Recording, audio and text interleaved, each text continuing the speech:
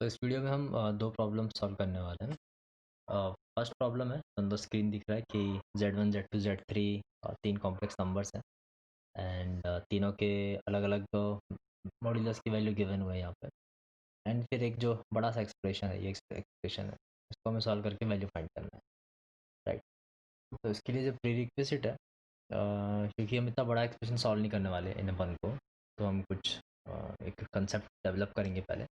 And जो concept है वो मॉड्यूलस ऑफ कॉम्प्लेक्स नंबर, उसी के ऊपर डिपेंड करता है।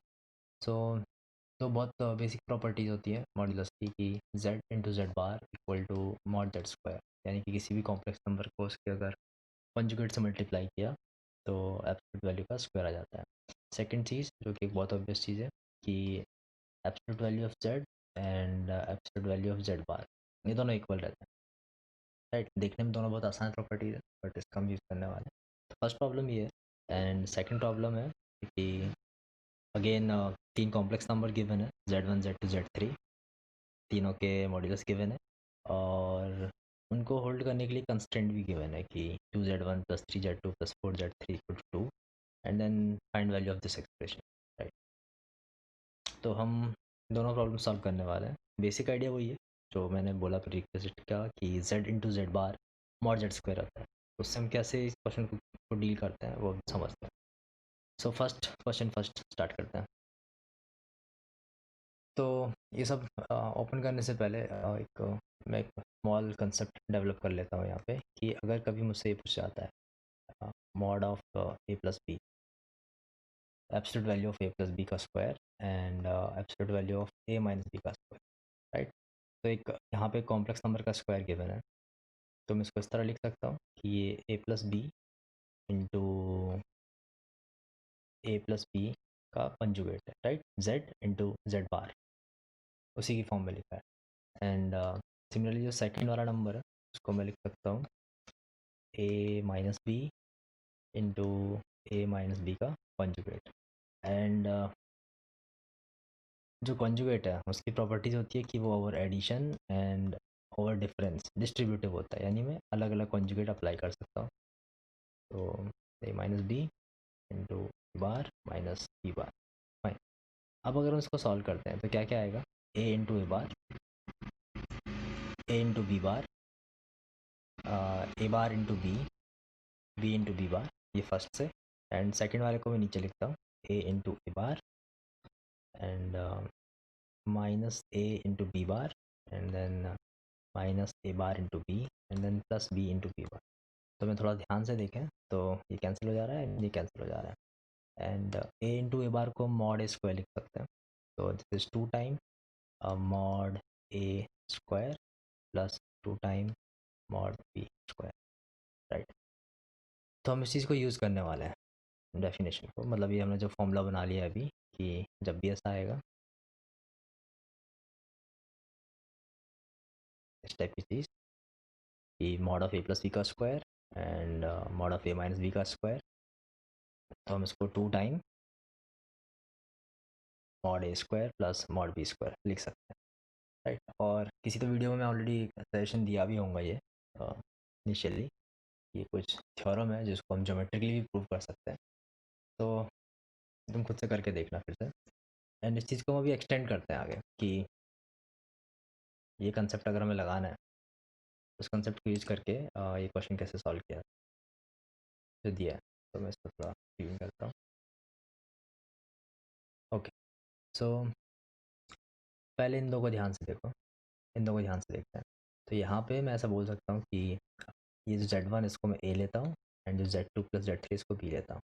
सिमिलरली यहाँ पे इसको मैं A लेता हूँ एंड इसको यहाँ पे B लेता हूँ, राइट। तो ऐसा गिवन है मॉड ऑफ B + A का whole square and mod of B - A का होल स्क्वायर। तो हम ये चीज़ यहाँ अप्लाई कर सकते हैं, तो मैं इसको लिख सकता हूँ 2 टाइम Z2 + Z3 मॉड का स्क्वायर प्लस मॉड Z1 का स्क्वायर, राइट। तो ये फटाफट सॉल्व होके आ गया, एक लाइन में आ गया। सिमिलरली मैं अगले वाले को देखता हूँ, तो यहाँ पे ध्यान से देखते हैं। तो हम यहाँ पे क्या करने वाले हैं,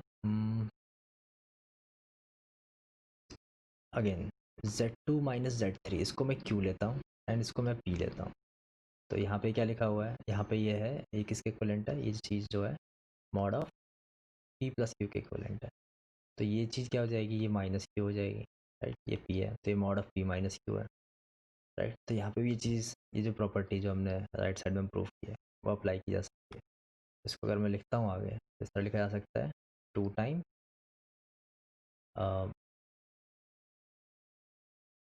मॉड z1 का square and z2 minus z3 का स्क्वायर।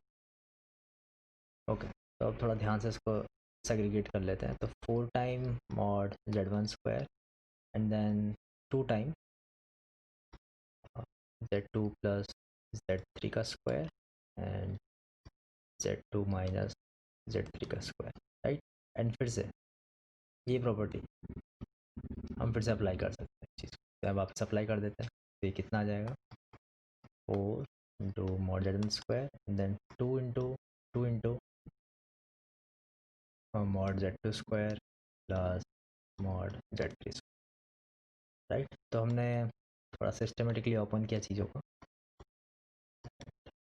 देन ये सॉल्व हो गया अभी, राइट। एंड जो क्वेश्चन के अकॉर्डिंग हम वैल्यूज में पुट कर सकते हैं z1 z2 z3 के मॉड की, एंड आंसर आ जाएगा। तो अपना आंसर आ जाएगा 4 into 1 plus 4 into 9, 96 I guess. Okay, तो डन, ये हो गया। तो ये यहाँ पे समझने वाली चीज़ थी जो तुम्हें अच्छे से याद रख लेनी है, ये काफ़ी इंपॉर्टेंट है। एंड ऑफ कोर्स इंपॉर्टेंट है ही, बेसिक्स हैं बट ये आने चाहिए। कूल। ओके, अब हम सेकंड प्रॉब्लम की तरफ चलते हैं, उसको सॉल्व करते हैं। तो सेकंड प्रॉब्लम को दो तरीके से सॉल्व किया जा सकता है, मैं दोनों तरीके एक्सप्लेन कर दूंगा, बट दोनों बार जो चीज़ हम यूज़ करने वाले हैं फिर से वो यही चीज़ है कि z इंटू जेड बार मॉड z का स्क्वायर होता है। तो देखते हैं। तो जैसे अगर मुझे इस क्वेश्चन में, या तो मैं ये जो इक्वेशन है, इस इक्वेशन को मैं 1 देता हूँ और इक्वेशन को मैं 2 नाम देता हूँ, या तो हम 1 से 2 की तरफ जा सकते हैं या फिर 2 से 1 की तरफ आ सकते हैं, राइट। दोनों दोनों तरीके से सॉल्व करना पॉसिबल है, या तो हम 1 से 2 को कन्वर्ट कर लेते हैं या 2 को 1 में कन्वर्ट कर लेते हैं। समझते हैं क्या करना चाहिए। तो लेट्स सी। तो सपोज़ जो जो भी z1 है, राइट। तो z1 को अगर मैं z1 बार से मल्टीप्लाई करता हूँ तो 4 आएगा। इसका मतलब ये हुआ कि मैं z1 को 4 अपॉन z1 बार लिख सकता हूँ, राइट। सिमिलरली जो z2 है उसको मैं लिख सकता हूँ 9 अपॉन z2 बार, एंड जो z3 है उसको मैं लिख सकता हूँ 16 अपॉन z3 बार। तो ये सब डेटा अगर मैं फर्स्ट में पुट कर दें तो बाई इक्वेशन 1, राइट। तो फर्स्ट किस तरह कन्वर्ट हो जाएगा, फर्स्ट कन्वर्ट हो जाएगा कि 8 upon z1 bar plus 27 upon z2 bar plus 64 upon z3 bar and इसका modulus equals to 2, fine.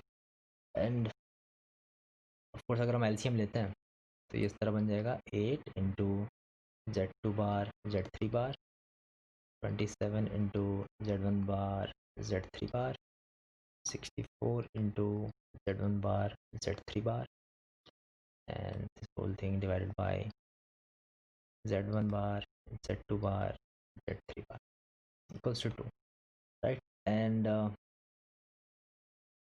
again basic properties है कि जो भी कॉन्जुगेट होता है वो over addition and over product and over difference हमेशा क्या रहता है, डिस्ट्रीब्यूटिव होता है। तो इसको इस तरह लिख सकता हूँ कि this is conjugate of this whole addition and this thing divided by z1 z2 z3, right. And then इसका एब्सोल्यूट वैल्यू है। एंड हमारे पास ऑफ कोर्स ये वाली प्रॉपर्टीज़ भी होती है कि अगर दो कॉम्प्लेक्स नंबर का रेशो है और उसका एब्सोल्यूट वैल्यू अगर फाइंड करना है तो हम दोनों पे अलग अलग एब्सोल्यूट वैल्यू फाइंड करके रेशो ले सकते हैं, राइट। तो जो ऊपर वाली चीज़ है अभी उसको हम क्या लिख सकते हैं, this is 8 z2 z3 plus 27 z1 z3 64 z1 z2 and इसका conjugate इसका absolute value and this is equal to 2 times z1 z2 z3 and since जो मैंने थोड़ी देर पहले बोला कि mod z equal to mod of z बार होता है तो मैं conjugate के साइन को हटा सकता हूँ क्या जाएगा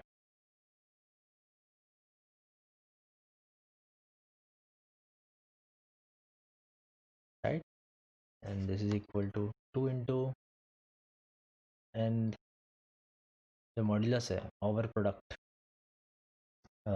अलग अलग हम कॉम्प्लेक्स नंबर का मॉड्यूलस लेके सॉल्व कर सकते हैं राइट तो जस्ट अब सॉल्व करना बाकी रहता है जैसे 2 इंटू 3 टू 4 तो आई होप क्लियर है 48 आंसर आ गया तो हमने यहाँ पे क्या किया हमने फर्स्ट इक्वेशन को कन्वर्ट किया है सेकंड वाली फॉर्म जनरेट करने के लिए हम सेकंड को भी कन्वर्ट कर सकते हैं तो तुम खुद से कर सकते हो मैं थोड़ा हिंट दे के छोड़ देता हूँ कि इस तरह भी किया जा सकता था ये जो इक्वेशन है इसमें हम z2 z3 इन सब की वैल्यू पुट कर देते हैं लाइक तो 8 and then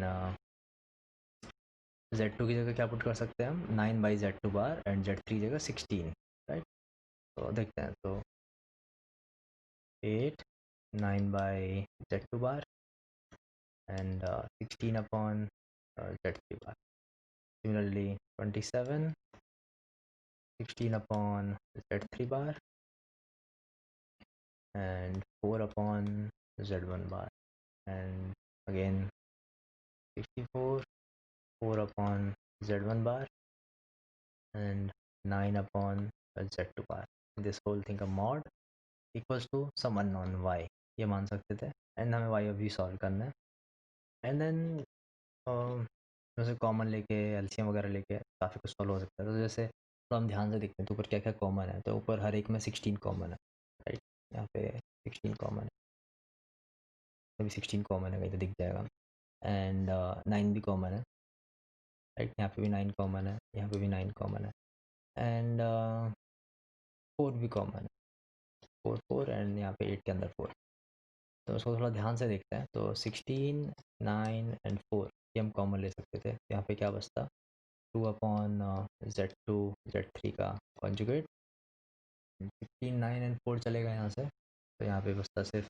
3 upon z1 and z3 conjugate and यहाँ पे 4 upon z1 and z2 conjugate equals to y so इसके आगे तुम खुद से ट्राई करो समझ सकते हो जस्ट एलसीएम लेना है एंड जिस तरह कुछ कुछ हमने कंजुगेट की प्रॉपर्टीज़ को ध्यान रखते हुए सॉल्व किया तुम आगे सॉल्व कर सकते हो तो ये जो चीज़ क्रिएट होगी वो इस वाली चीज़ के अंदर क्रिएट हो जाएगी जिसकी वैल्यू हमें ऑलरेडी पता है तो हम यहाँ से y निकाल लेंगे सो आई होप समझ में आ गया होगा अभी